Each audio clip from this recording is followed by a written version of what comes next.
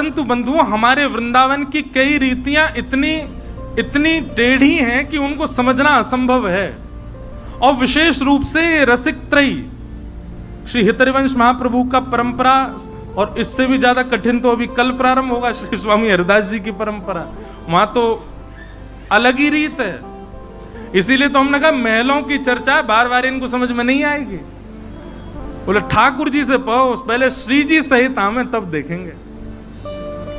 राजा बोले तुम इतने बड़े भक्त बनते हो, ऐसे बोल रहे हो जैसे तुम में ही वृंदावन है, जैसे ही कहा तुम में ही वृंदावन है। विठल दास जी बोले हाँ मुझ में ही वृंदावन है। बोले अच्छा, अगर तुम में इतनी सामर्थ्य हमको दर्शन कराओ अपनी श्री जी का।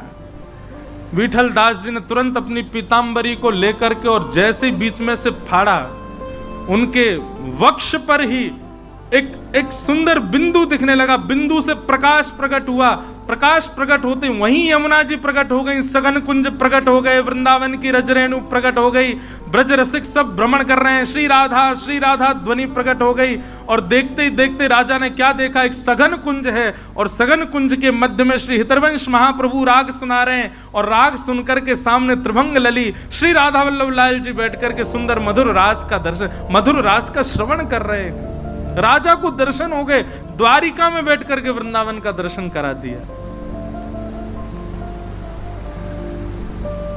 राजा तुरंत अपने सिंहासन से उतर करके आया, अपना मुकुट विठल दास जी के चरणों में रख दिया और चरण पकड़ करके बोले भगवान मुझे स्वीकार करो, मुझे स्वीकार करो।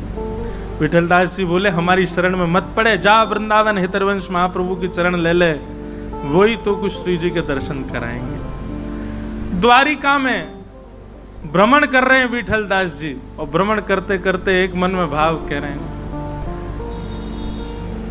हमारो मुरली वारो श्याम, हमारो मुरली वारो श्याम, हमारो मुरली वारो श्याम, हमारो मुरली वारो श्याम।